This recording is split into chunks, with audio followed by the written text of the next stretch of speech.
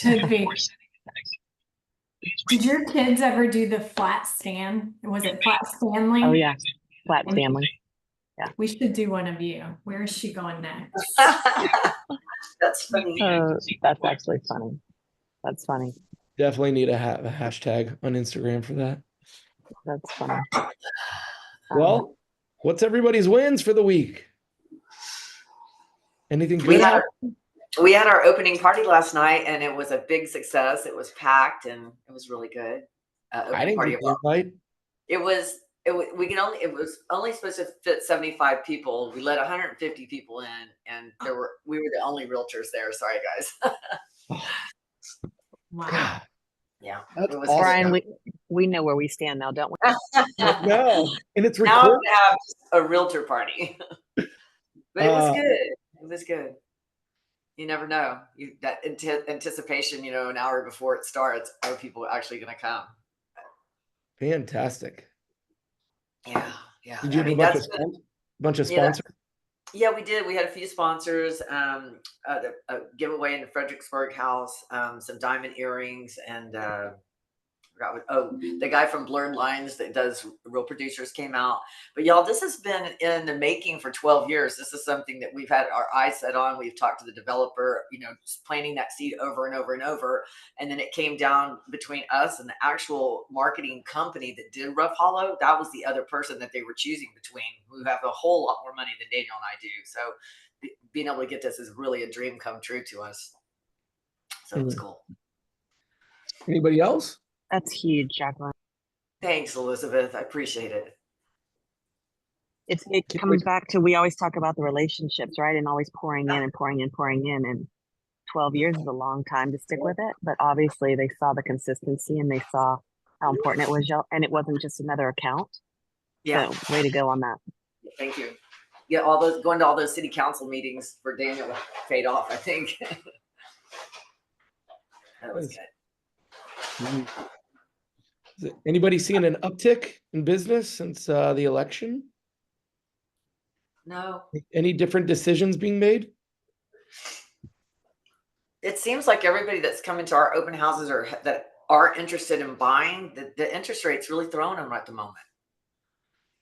Bridget Osborne said yes. Yeah. Do tell, Bridget. Okay, sorry, I had to unmute. So I'm in Colorado, and we are a blue state. Anyways, it's the opposite of what happened. So a lot of my clients are fearful of the future now, and therefore wanting to purchase before January and the person in power changes. So I've actually seen a lot of clients that were waiting and say, I do not care. I am doing this now. We are doing this. And so I've been absolutely overwhelmed with business. It's a good problem to have, not for the right reasons, but that's what's going on over here for us in Colorado. Well, and we all know, like, when we're talking to clients, we need to find out what their motivation is and what their cost of waiting is. Mm-hmm. Right? There's always a cost of waiting. Maybe they have to live where they don't want for a bit, or maybe it's actually financial, I have sellers giving really good incentives, and that's working out well. So, well, I mean, I've got one going under contract today and one that went last night that were kind of sitting there. And I took them off the market. In our MLS, we can take them off the market, let it rest for 24 hours and throw it back on. Not all are like that. So I took them off for a week and then boom, right there. But I called everyone who looked at it and I said, we're giving this incentive. It's not on the MLS. If they complained about windows, I said, we're going to give a 10,000 window credit or whatever the case was. And they're taking it now. So not my buyers, but good for those agents. Well, that's a good lead into today. So if y'all have not met Victoria Melton, she is an absolute rock star in the industry, in her market, and at EXP, for those of you that are here. She's been in the business about 4 years, and has gone from 0 to 15 million in a very challenging market this year, 15 million. So we are really excited and lucky to have her share how she's done it, because all of us are always here to learn and pick up little things and then implement. So Victoria, bring the fire. No pressure. Yeah. Good morning. My name is Victoria Melton. I am in Winston-Salem, North Carolina, which is a small city in between two large cities, Raleigh and Charlotte. Our average price point is $289. We are not ballers out here. So it's really interesting because the surrounding cities are their average price points are anywhere from $450 to $550. So but I like the challenge of my market because we're growing, and our city in the next 5 years is going to hit a huge growth spurt. So no matter what the market is nationally, I think I'm in a good position. And I'm very blessed. But I did start real estate 4.5 years ago, and I started at EXP. And it was very challenging, but it was a very, I don't want to say I got lucky. I want to say I got booted into EXP without knowing. And being naive was probably the best part of my career, not knowing anything else. But when I did join COVID, the day I joined, the world shut down. So my kids always tell me my career change started COVID. That they were like, you changed. And I was a stay-at-home mom for years. I was a teacher briefly, a math teacher. I had a network marketing business I ran for 10 years until recently. So EXP was very familiar to me in other ways you could grow. But at that time I joined, I wanted to sell real estate and learn. So what EXP did give me is a leg up in COVID. We were all online. So I got to continue my education. I got to plug in, and I got to meet people outside of my umbrella, because you couldn't meet people in public anyway. So it didn't matter who I joined at that time.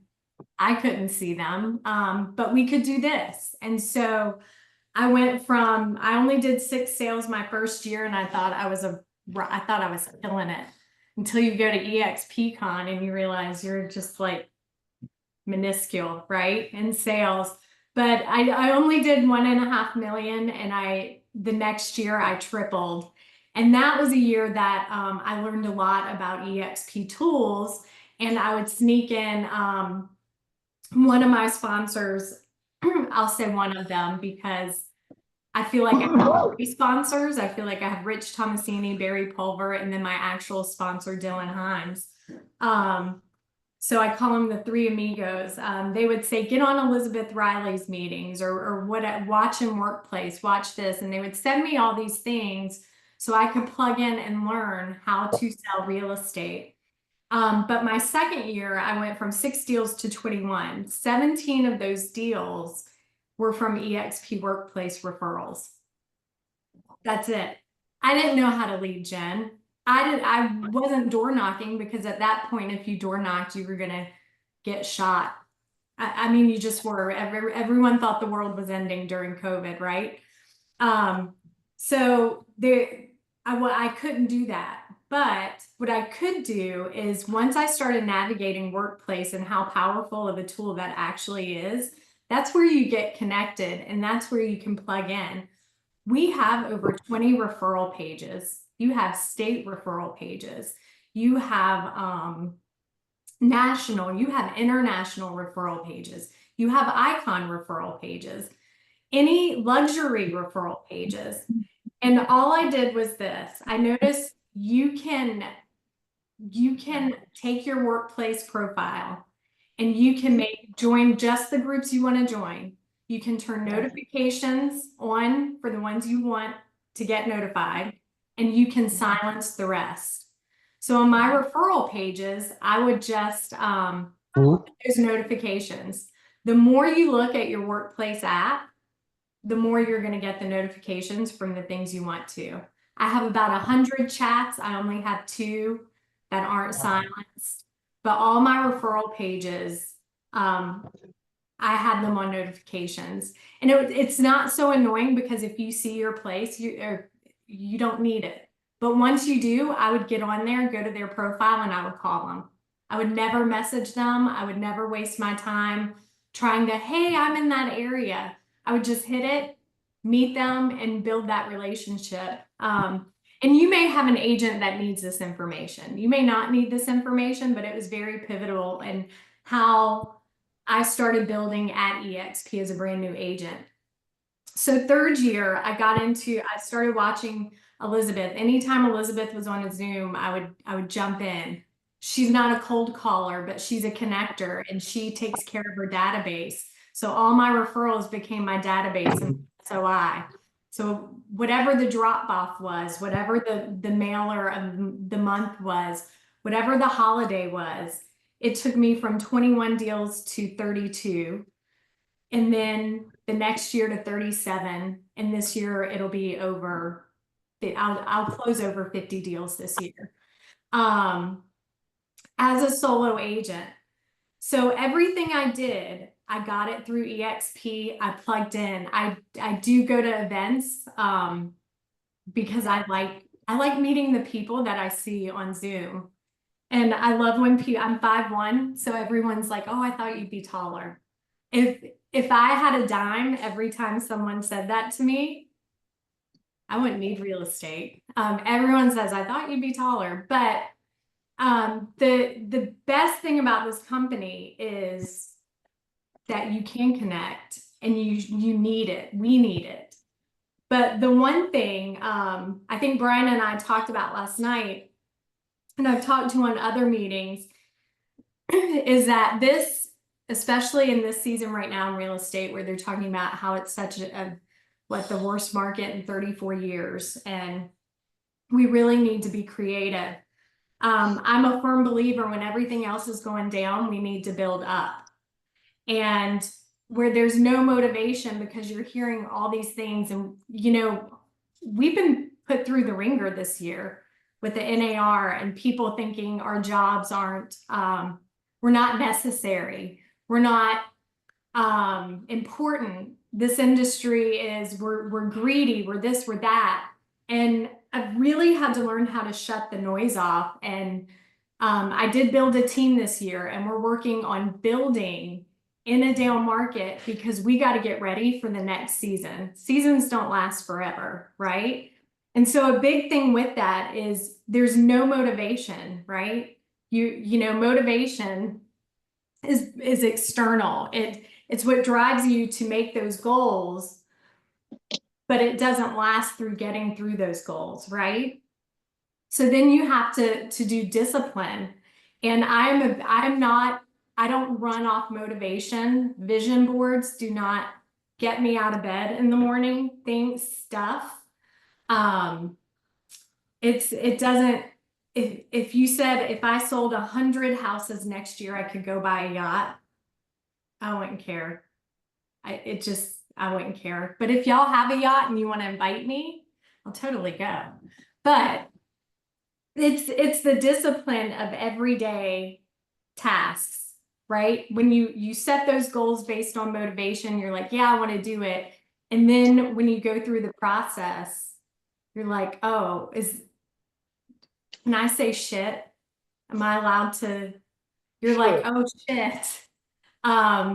Here we go, because there's a process, and motivation does not get you through that process, right? I do have I have 3 children. 2 of my oldest 2, they were Division I athletes. They learned to love the process of getting where they wanted to go. And being a Division I athlete is a full-time job. Plus you're in class full-time. Plus you're in study hall full-time. You're, freshman year, 20 hours of study hall, 20 hours of practice, 20 hours of class. And what they did building a program, my oldest was on the inaugural team at East Carolina for lacrosse. They were being recruited other places. but this gave her a vision to be the first one in, right? And build and take something from the bottom and move it up. And then her sister came, they played together the next year. And this program that started, I think there were 105 Division I lacrosse teams. They finished 89th their freshman year. But in 4 years, they were in the top 30. I mean, they made waves. But the process of watching them, blood, sweat, and tears, you know, no one wants to get up at 5 a.m. and do the work while everyone else is sleeping. But when they weren't playing, they weren't getting the playing time they wanted. They were up at 5 a.m. and they were in the gym without their team because they had to get better. They were doing skill work. They were doing drills. They were on the field by 6 a.m. before their 8 a.m. class. And watching that, and I learned from that, right? Because the process sometimes just sucks. I don't love lead gen. I don't love any of it. And I said this on a meeting Wednesday and I felt convicted because I didn't finish my thought and it came across very crass. And we were talking in a rev share aspect. I don't love cold calling. I don't love meeting up for coffee. I don't love the process. I don't love the process of real estate. Following up and making calls and talking to people 24/7. I'm actually super introverted. But what I do love are the results. And what I do know is that when I make that call to either get that listing or get an appointment with an agent I'd really like to work with, I love that connection at the end of it. I'm like, okay, that pain was worth it. That conversation was worth it. Because I know that when I make that call, I'm going to take the best care of those people, whether it's taking care of them as a realtor or an agent and a colleague, or taking care of them in a sale, whether it's a buyer or a seller. So I'm learning slowly real estate is winning me over in that process. You have to find something you love about the process. And I think we all do love the results, you know, of a good, smooth deal, or bringing over a team that not only benefits from what eXp has, but you benefit because they're so good at what they do that you learn a whole other avenue that you didn't know before.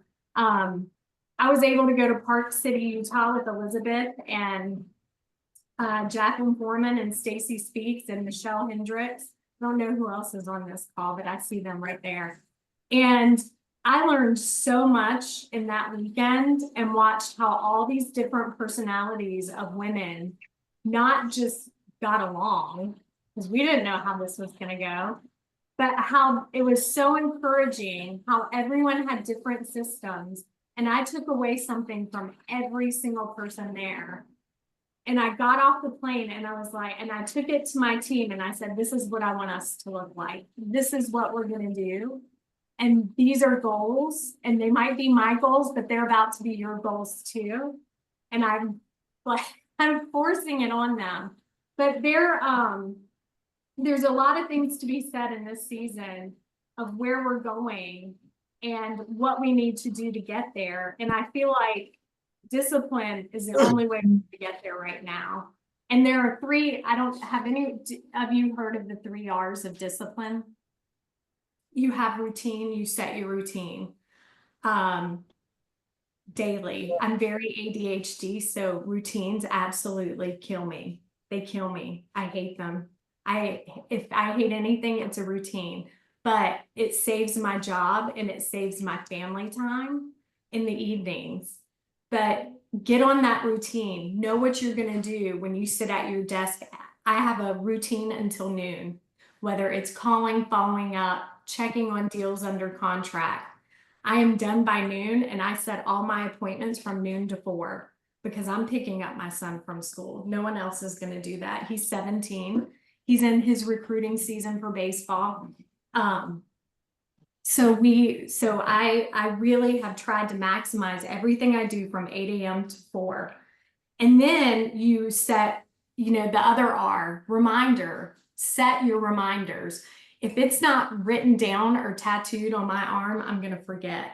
If you call me in the car and you're like, can you meet me at 3 o'clock on Thursday and I can't write it down? Guess who's not showing up? I'm not showing up. And they're going to sit there at 3. Hey, we were meeting today. I'm like, I'm sorry, I didn't write it down. And I send a lot of sorry notes out. I apologize profusely because if it's not written down, or I'll tell someone, could you text me that?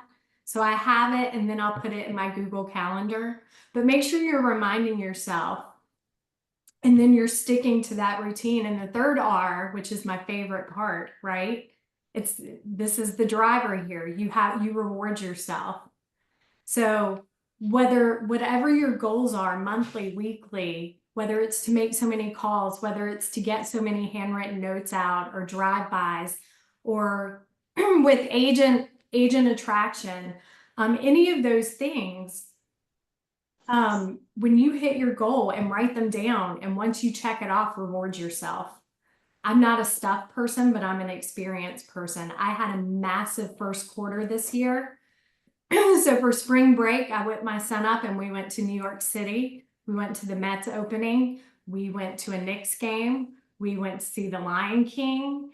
And, we just had the best time. We survived the 2024 earthquake of New York City. We were on the 45th floor, and that was not fun because your building went, but I reward myself quarterly on something to either do with my family, or sometimes it's really a good pair of shoes.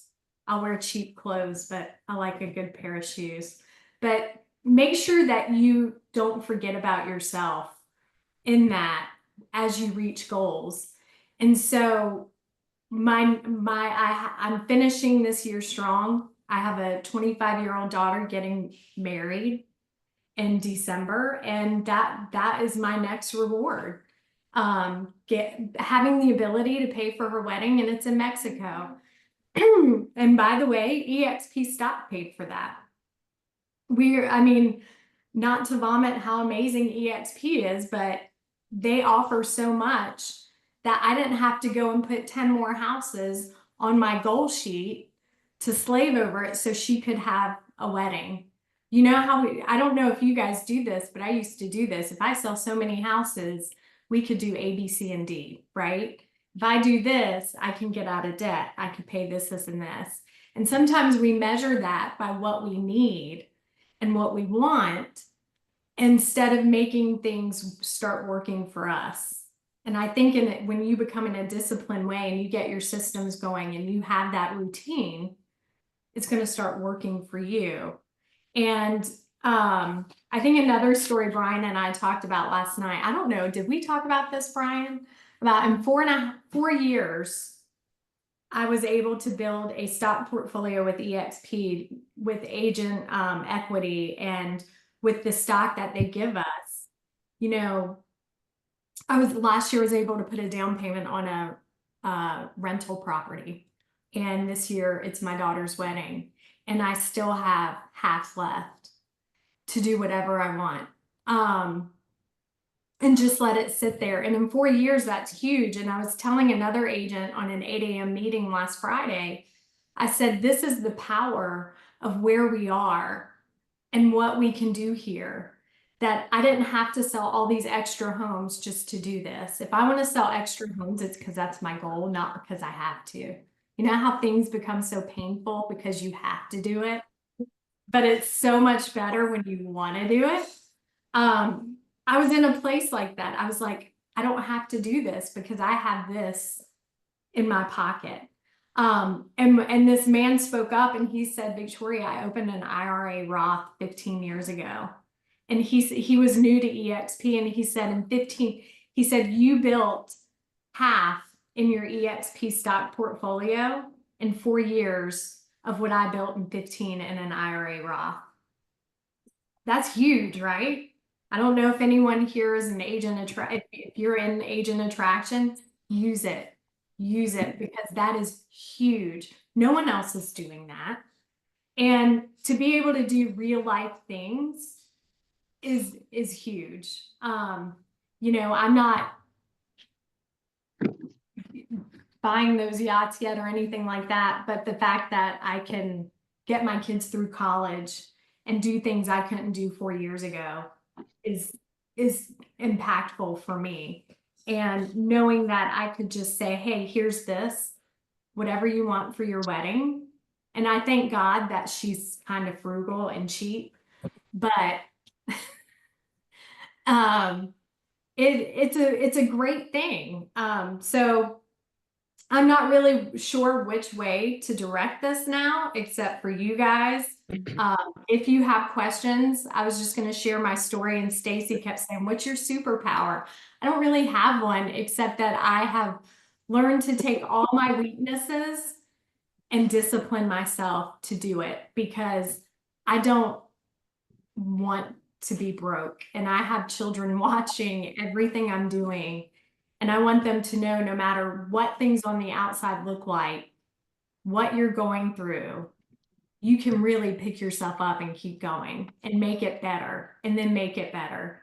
And when everything on the world is crumbling, you can still be at the best. Victoria, what are you doing? You clearly have built an amazing business in 4 years. What are you doing now to take it to the next level by staying in touch with the clients and building from within instead of outside coming in? So what is that? What does that client outreach touch points look like on a consistent basis? Give us something that we can, implement and Okay. copy you on. So I actually took this from Elizabeth. I keep in touch with my clients. I'm a flow desk person, so they get a monthly email from me. But I do a lot of handwritten notes. I do a lot of, I do call with the hopes of getting their voicemail, because I can be a talker and I don't want to be on the phone an hour, although I love my people. Or I'll do a drop by and send a text, hey, just, wanted you to know I'm thinking about you. But January 1st, and this is my routine, I did it this year. I was 17 deals from iconing, and I wasn't going to do, I was like, I'm tired. I didn't do any deals from September to December. I was burnt out. I hit a wall. I was done. I didn't want to talk about real estate. And I woke up, it was January 1st, and I thought, I need 17 deals in 2.5 months to icon. And everyone is crying, the sky is falling in real estate, right? Oh, we're not good, buyer agents aren't going to be paid. It was the beginning of the end. And I'm like, great. And I thought, you know what? Why not pull this off? So on January 1st, and I'll do the same thing. I had taken care of all my clients the last 3 years and built really good relationships. So January 1st, I picked up the phone and I said, hey, Happy New Year. I only have a few minutes. I hope you're doing well, but this is a business call. And I'm selfishly going to ask if you know anyone who needs to buy or sell a house. In 6 weeks, I closed 17 deals, all from those phone calls. That is insane. So when you build that relationship, you have every right to go back and ask, because people don't really remember. They don't think how we think of loyalty, because I am loyal to my core. Not everyone thinks that way at all. And not everyone thinks to, when they're talking in the office about someone selling their home, not everyone is going to think, oh, use my realtor. Use it. They just forget, because they're busy in the trenches of their job, right? But when you call, and I had 2 people that were in their office and answered my phone call, and they put me on hold and they said, hold on. And they just yelled in their office, who needs to buy or sell? And I got to buy and sell on one of those calls, right? They were like, yeah, we want to sell and we want to, get a bigger house. Are you going to be doing that again this year? Absolutely. Absolutely. So that's a great takeaway, to get way more aggressive, right in touch with clients, go right to business. You've already got the relationship with them, right? Right. And you can be, kind and friendly, but still have that business lane with them. And when you call them during work hours, you're not on the phone as long. You're just, and I have in my notes which clients work a 3rd shift position, whether it's at the hospital or whether it's, in a factory or wherever. And I'll call them late, because I know they're working, and I know that I can't stay on the phone for an hour or 45 minutes. And it's not because I don't like them. It's because it doesn't serve anybody. You know, you got to get to the next. If this is work mode, you got to get it in. But when you take care of people, I firmly believe they're going to take care of you. Y'all, what questions you have? Feel free to, first person to speak up wins.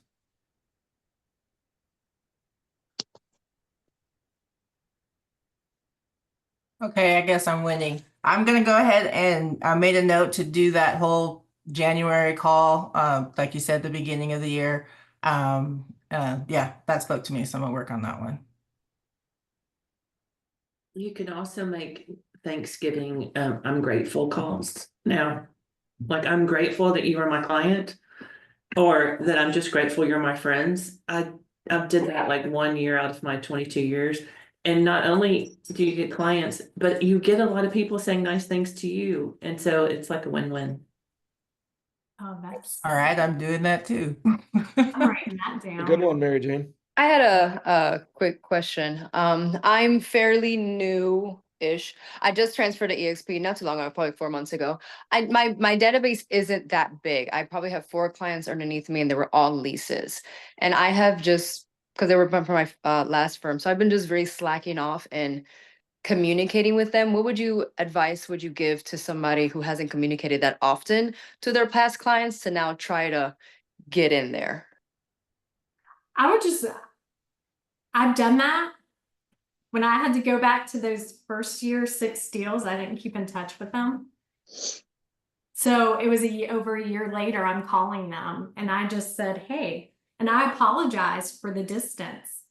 I said, you know, I dropped the ball and I'm really sorry. But I just want to know how you're doing. And I didn't make it about real estate. I just made it about them. And then 2 weeks later, I followed up with just a card and just thanked them for their time. And then I thanked them for their business.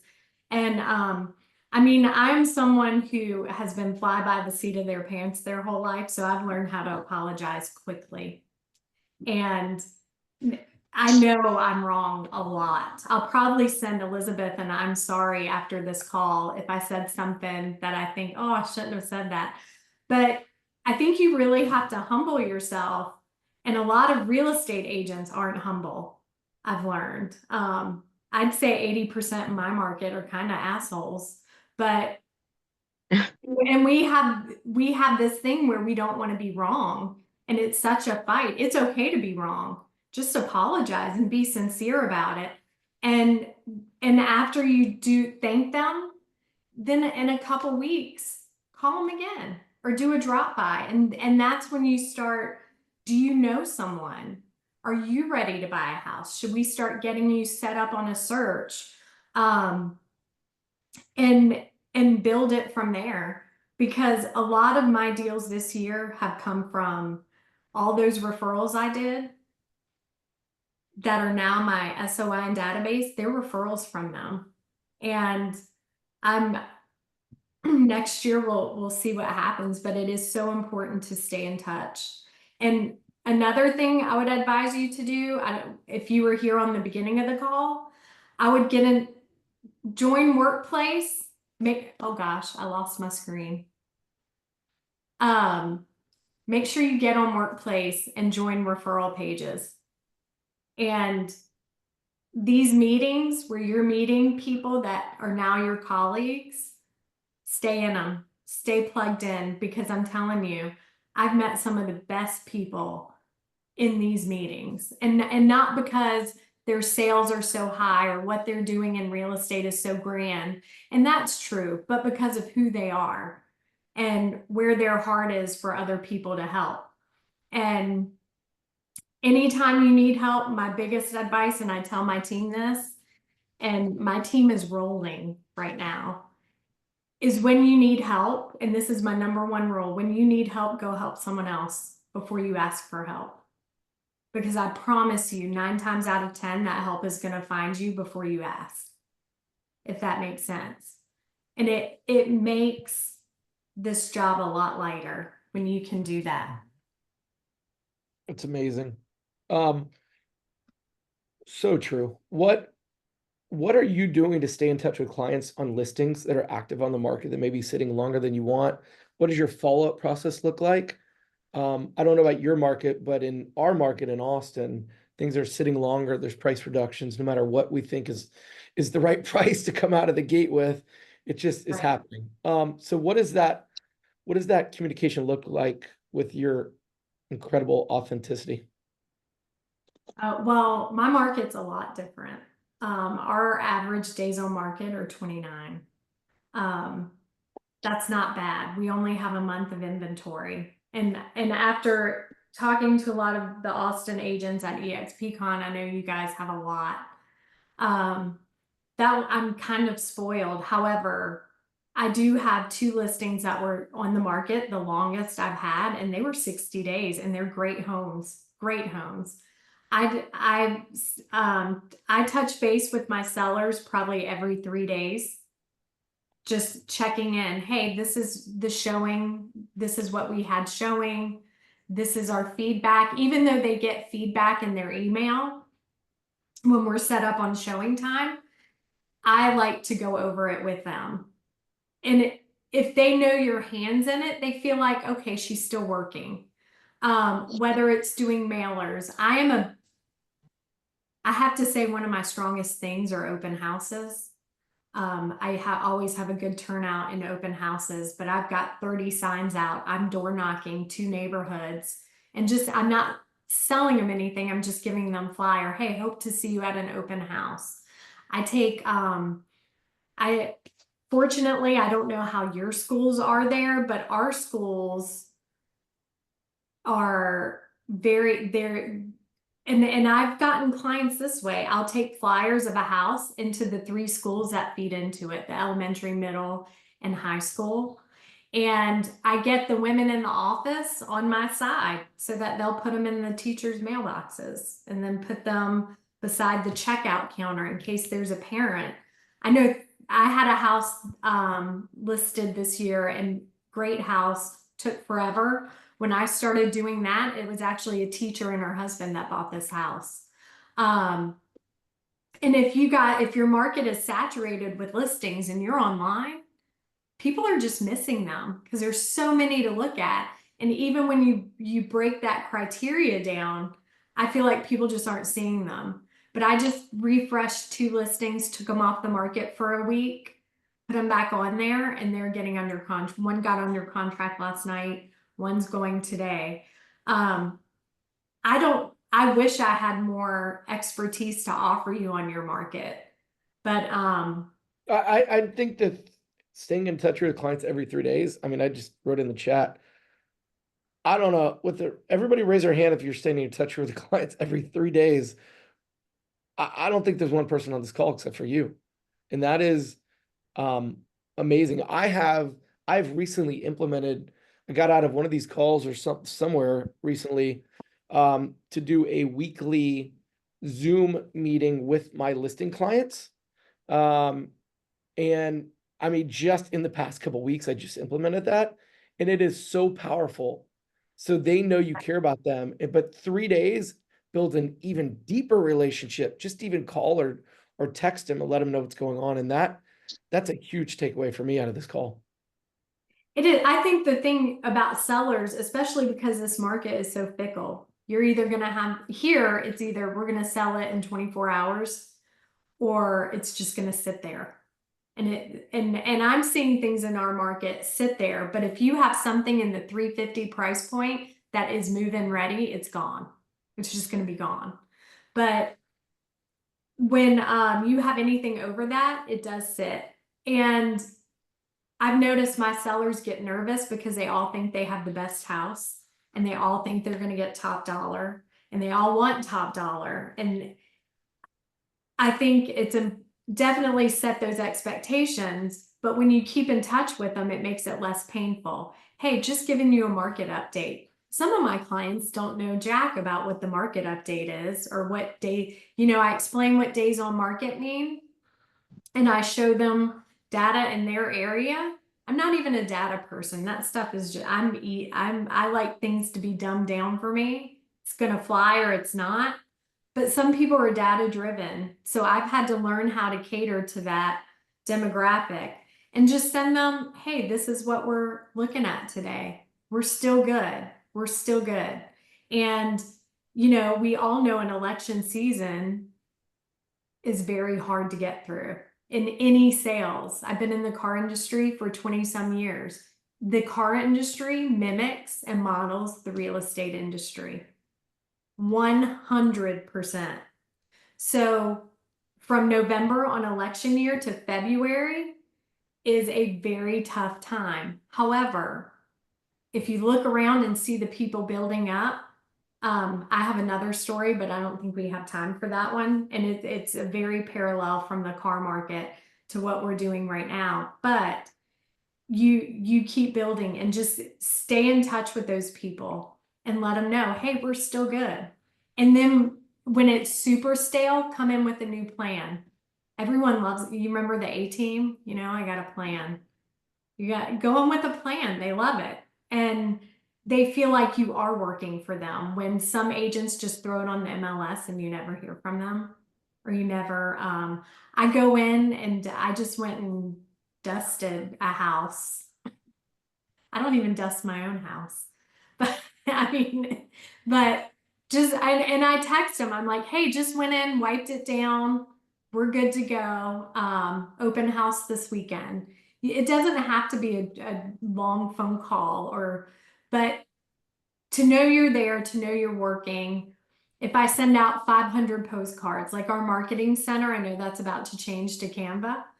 I send out postcards from the marketing center to the neighborhood beside just to give it, you know, my sellers, I show them where every dime of my commission goes. Hey, Victoria, we have a question, by the way. Are you, if you're not finished with that, we can wait. No, go. Reza's asking, this is awesome. Thanks for sharing. What is the best CRM or what do you use? Maybe not what's the best, but what do you use? And lead generation tool that you use. So. And I'm going to take it a step further. Not only what do you use, but how do you use it to your advantage with your database? Okay, so I do use KV Core. This is so lackluster because CRMs just make my mind crazy. So I do use KV Core. However, anything I boost, I don't buy leads to put in there. I'll boost my listings, run the ads, but I have a lender who calls everyone in that CRM who knows how to work it way better than I do. And it works well. He's very good at this. What do you mean he calls everybody in your CRM? What does that mean? He's got access to my CRM. What does he do? He calls and, you know, make your lenders work with you. You know, they can only take us to coffee so much before we're hooked like cocaine addicts. I don't want to go, I don't want to talk to any more lenders is my point. They want something from you, but either give me a lead or call my leads. That's how you get my business. So I sat with a newer, I have two lenders. The newer one who has something to work for, they're going to call your leads. When they show they're hungry and you know, and I interviewed him. He has a family. His children are homeschooled. He is the only one working. What does that tell you? He has to provide no matter what. So he goes in there and he calls my leads. Anything on my social media that I send to him, if I get something in my Facebook Messenger or Instagram Messenger, I send it to him, call him, because it's a win-win, right? He gets a deal, I get a deal. Has anybody on this call ever given their lender access to your database? Nope. This is so cutting edge. Is it? We do. I mean, who said we? The Lone Wolf team. Our lender Matt Kirschling, he's in our CRM. Yeah, we do that with. We've been doing that for a while now. And what did your lender call and say in your database? He actually calls and says he's an assistant of ours and just his goal is just to set appointments. He He doesn't even actually try to cold talk me out of calls. anything. He'll Yeah. cold call as well, and then hook us up with him after he gets a connection. So he's just trying to like, does he just say, hey, this is so and so with XYZ, team. We're offering some awesome rates right now. What does he say? I'm not actually sure of his actual script, but I know like he'll cold call, and once he gets a connection and like starts a conversation, he'll send it over to us. That'd be a good question to ask him. I don't know his exact exactly he If says. you could ask, we would all love to know, at least I would. Yeah. Shake your head if you want to know what they're saying for next 100%. week. And tell us, and Victoria, if you have anything to share on Yeah. it, because I'll I've ask never mine. heard this. Yeah, I'll ask mine. I'll get him on the phone in just a minute after this meeting, and we'll have it for the next week. That would be awesome. Yeah. Because how many of us have a database just sitting there collecting dust a lot of times, besides Yeah. some automations and monthly newsletters? Like, I can imagine the power that's created by having somebody actually call. And it also makes you appear like you're just a heck of a lot more organized. You have a bigger team, a bigger network as well. So I could see the benefit. Victoria, this is golden. It's a nugget. one-stop shop. And how many of you are tired of lenders in your DMs all the time, calling and tech I get overwhelmed. Peopling overwhelms me, but I love people. Don't get me wrong. But aren't you drained at the end of the day when you talk to a ton of people? And that's the last thing you want. Everyone wants something from us. They want us to sell our clients a security system. They want us to sell the home warranty. They want us to all the things. And so I thought this lender had harassed me for 6 months. I mean, I'm pretty sure he was probably sitting in my driveway one night watching us eat dinner. I don't know. And finally I said, okay. And the coffee date ended up me interviewing him. Like, what do you have to work for? And so I cut him a deal, and and this is 8 months ago, we've closed 7 deals together. That's pretty strong. And it's like having an inside sales agent. I mean, that's what it is. Right. ISA. And so now my team, I will tell you this, I don't use these, but my team, we actually do sync leads, and they're on a round robin. And so I do have my go-to lender helps, have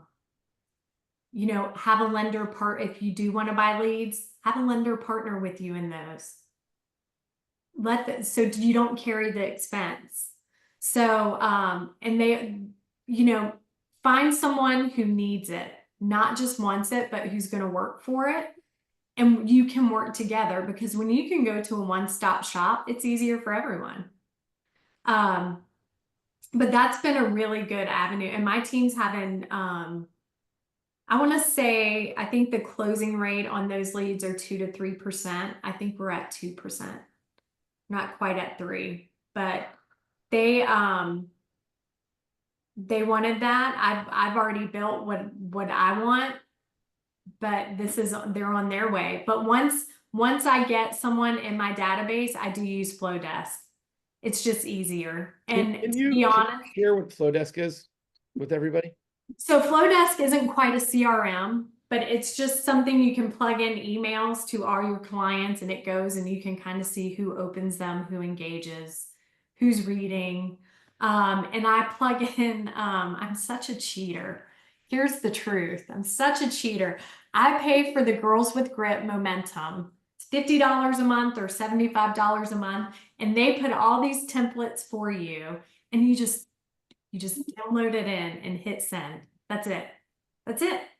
And then these are people, when I look at my Flowdesk and put them in there, it took me 2 days to set it up, because I am not someone who likes to sit still and do those things. But once I did, it's super easy to run.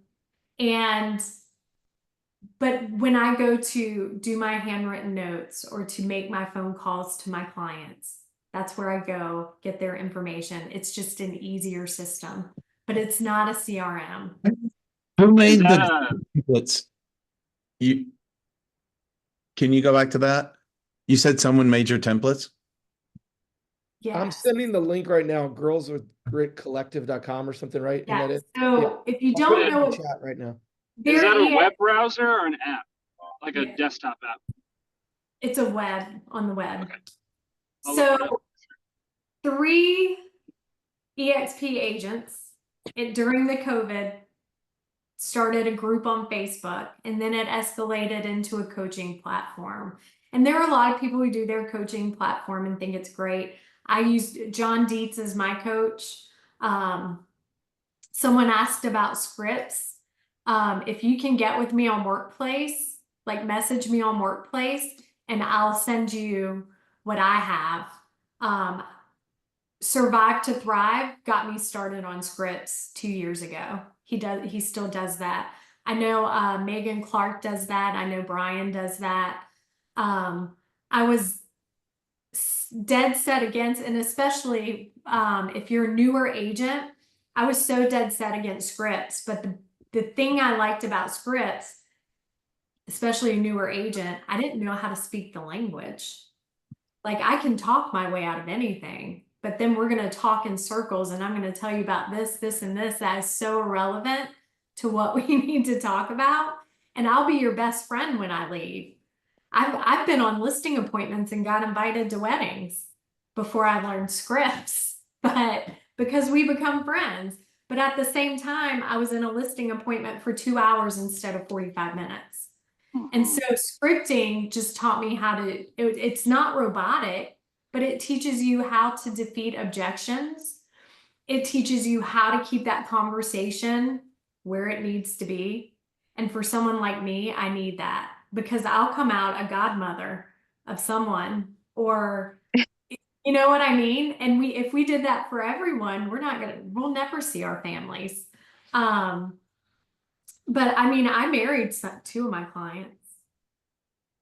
And I I think the strangest thing I did was a medulla.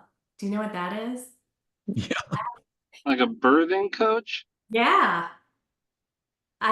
She was young, had no family here with her husband and 2 small kids, and they were having a home birth.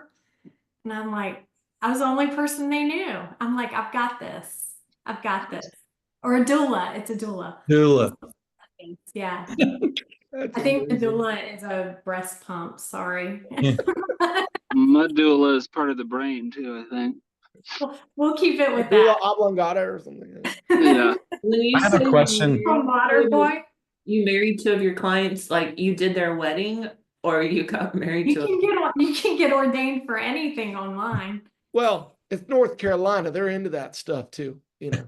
I adopted Yeah, they one were of cousins. dogs, and I thought that was I bad. think Russ. Yeah. Hey, Victoria, I have a question for you. I'm like you, I love open houses.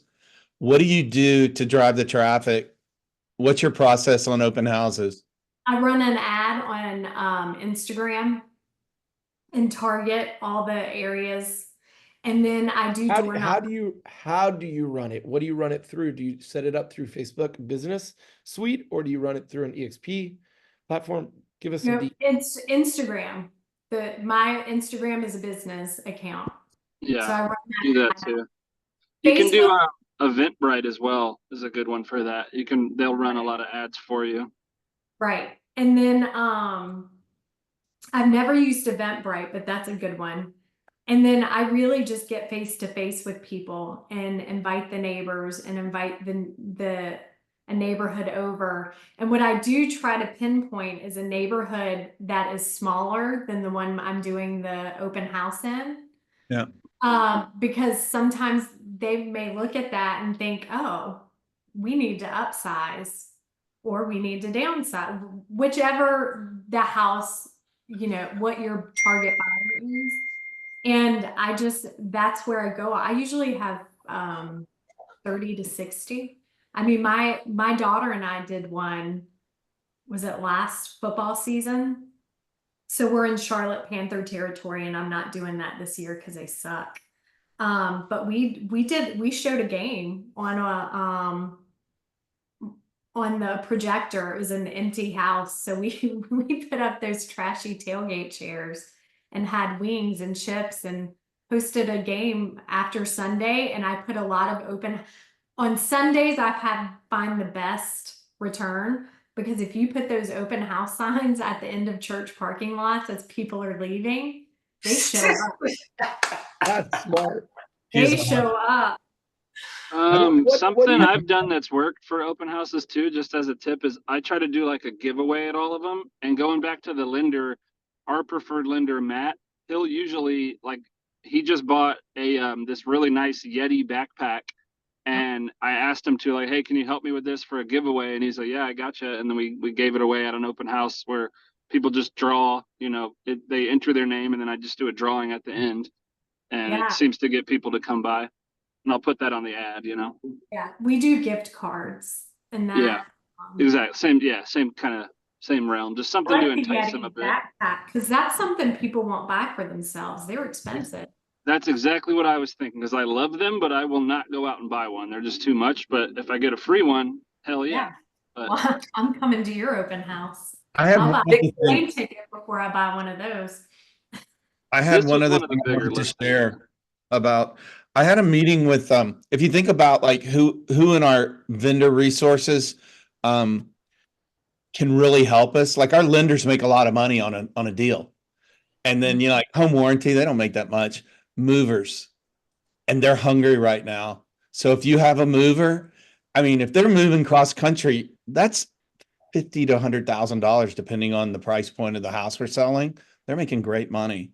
And so if you have one, you should reach out to them.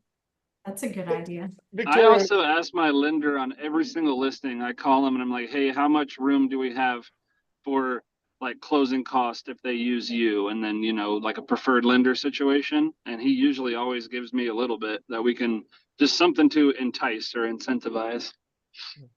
Victoria, what do you do to reach out to the neighbors for your open houses? Are you actually knocking on doors? Yeah. That- I'm a glutton for punishment, man.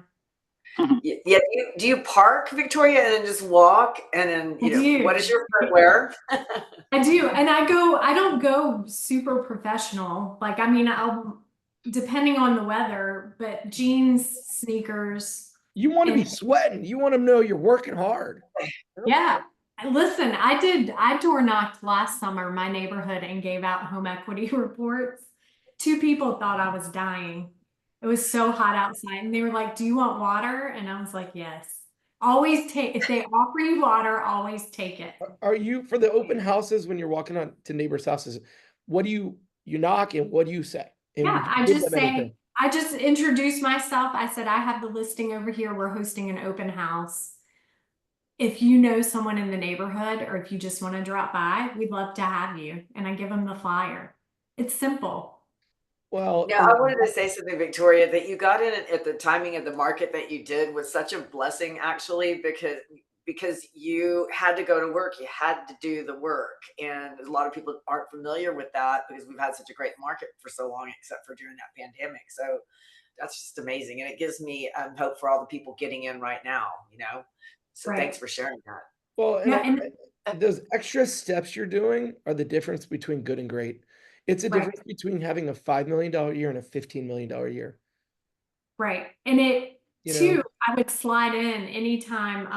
Before Elizabeth even knew who I was sitting there listening, because everyone was like, go listen to Elizabeth Riley, see what she's doing. And anytime she was in my organization on those calls with Rich Tomasini, and she talked about just being a connector, building those relationships, and actually just taking care of your people. You don't have to be making 1,000 calls a day. I do phone calls because I'm transitioning into being a listing agent. So expireds are kind of my jam right now. And I'm taking expireds from 4 years back if I go into my MLS and seek those out.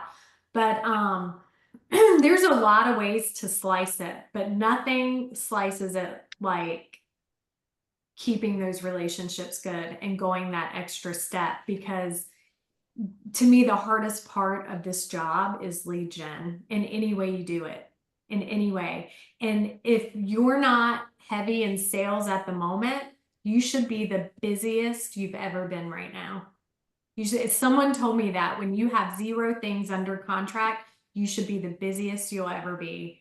And that stuck with me. And even if you have a lot under contract, every single day you should be lead generating, period. You know? Right, because you're setting yourself up for what's next. And I mean, my spring pipeline is full. Well, thank you so much. We've hit our time. If everybody loved this, give it a thumbs up. Kidding. Awesome. We may invite you back one more time to torture you because it was so good. Thank you so much. Y'all, if you need to reach Victoria and you're with EXP, you can reach her on Workplace. I can tell you we've become very good friends, and it's super fun to hang out with people that are doing big things. So if you're not with EXP, I'm sure you can find her online and feel free to reach out. But Yeah, so anytime. much. Thank you so much, guys. Y'all go make the best of it, and happy Thanksgiving. See ya. Bye, y'all.